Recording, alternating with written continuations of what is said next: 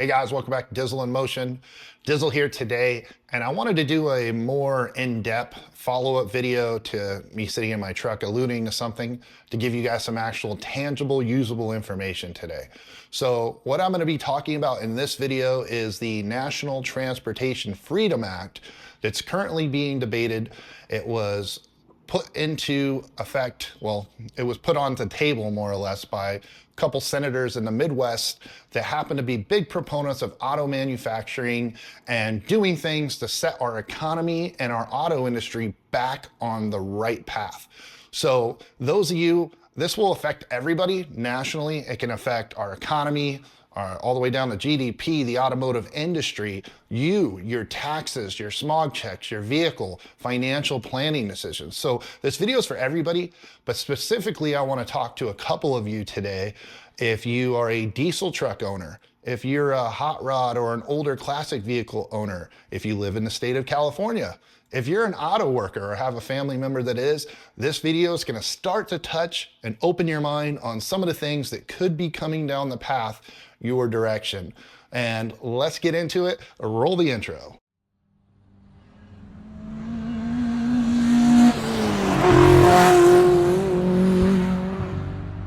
Okay, so the National Transportation Freedom Act, what is this? This is kind of the new way of thinking where a lot of the green energy policies and EPA things and stuff from the left administration, if you will, are being reversed, slowed, or changed up to benefit the United States of America. So this is supposed to have an economic impact. This is not, of course, everything's politics, right? We need senators, presidents, whoever, to put these things into effect. However, I don't see this, the motivation behind this, to be a slight and a political, I mean, other than the fact that a lot of the green energy movement and environmental stuff has been hijacked politically.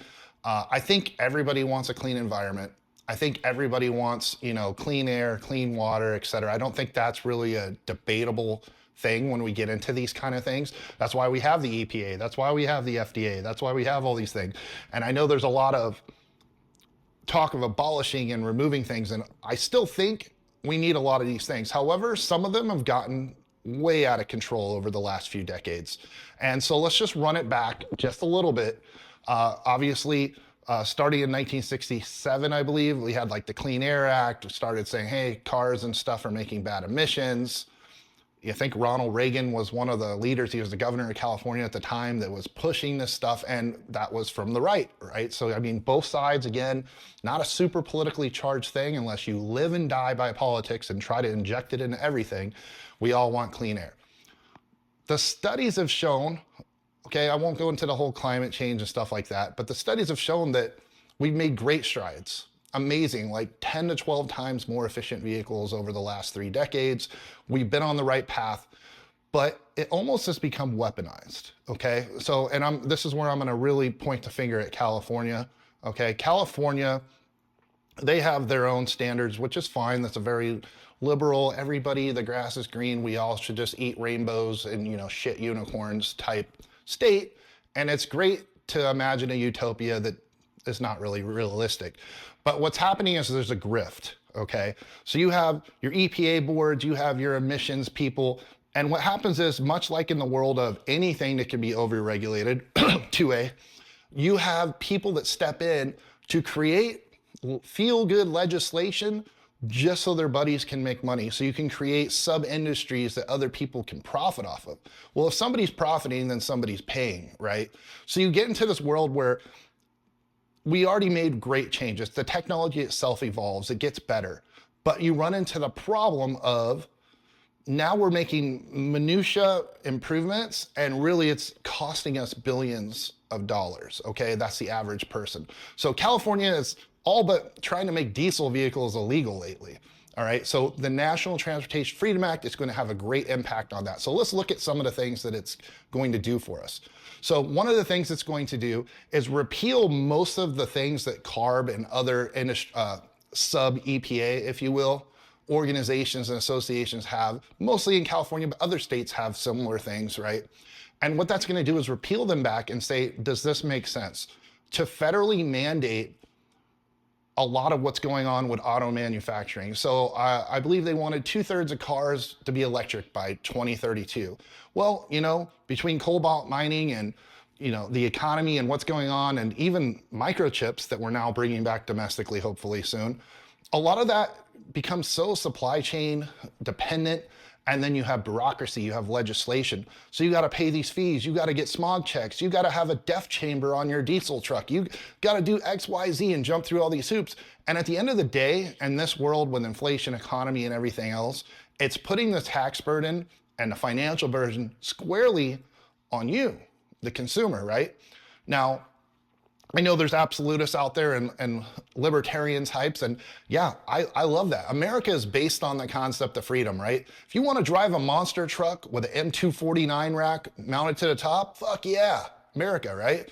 And the thing is, most people that want a cool vehicle, a hot rod, anything like that, as long as it's straight for the street, I mean, you're the one that's paying 5 miles per gallon. I think there will be a natural evolution with both generationally and technologically where people do gravitate more toward EVs or maybe mag or hydrogen powered stuff in the future, 30, 40 years from now.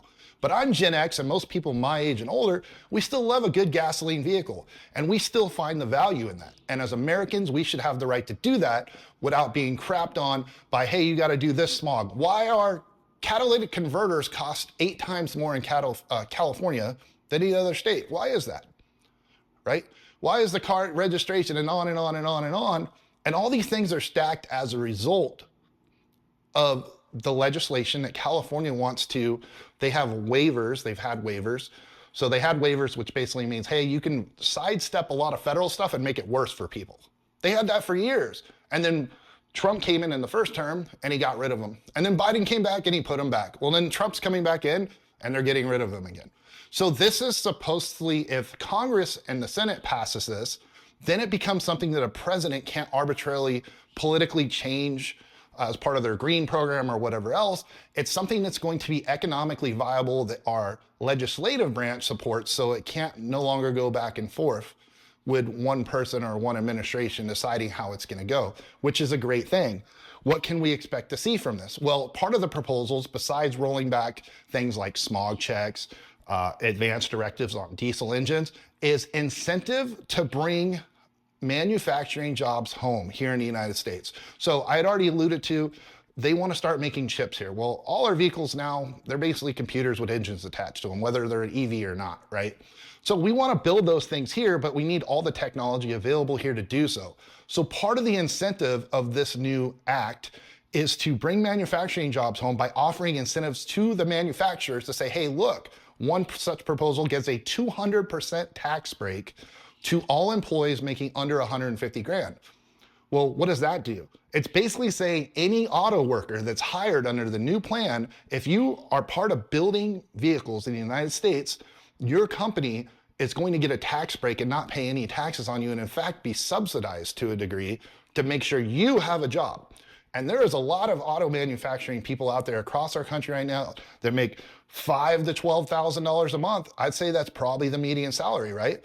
The executives aren't getting tax breaks. There's no kickbacks. And in fact, there's even a clause within this act that says that they can't use those benefits of the tax benefits to do stock buybacks, to take the equity away from the workers that are doing the job. So this builds jobs. This builds wealth by allowing stockholders to build their equity in the company they work for and have pride, and it allows for expansion. And here's the thing, it can still be for EVs. If it's it doesn't specify it has to be a gasoline, diesel engine manufacturer. Tesla or any company that wants to build here and build electric vehicles, guess what? You get the same tax incentives. Unlike some of these draconian policies that are out there right now, where they're gonna tax you per mile driven on the road and this and that, and sometimes it applies to EVs, sometimes it applies to gas vehicles, and it's not equitable, right? Everybody wants to talk about equity these days. Well, guess what? When it comes to certain things, it's not. So this allows for a direct path to expand your manufacturing, expand jobs, and reduce some of the headache and wear and tear. Billions of dollars will be stripped away from the grifters. The organizations, I'm looking at you, California, CARB will become irrelevant if this is to pass, right? It becomes more about what's going on on a national level and what we agree to. And as I mentioned before, I don't see this as an end to the electric vehicle. We aren't killing the EV here or not reinventing the wheel. All we're doing is simply saying, hey, in the meantime, we need prices to come down on things. I guess what else happens? When you remove government regulation, what else do you get? You free up money, you get innovation. So you could still see increased efficiency. It just doesn't need to be mandated, and the minutia of improvements, 0.5 miles per gallon or so forth, at the cost of billions to the consumer. It just simply doesn't make sense. Anyways, that's a broad overview of the new act that's coming into play. Support your local congressman. If you're a truck driver, a diesel driver, a race car lover, if you're in the auto industry, at any part of the auto industry, you should be full force behind this, or your family that are. So let me know in the comments what you guys think. Is this a good thing? I think it absolutely is. I don't think anybody would push back on this other than just to fundamentally say I'm politically against anything from this administration.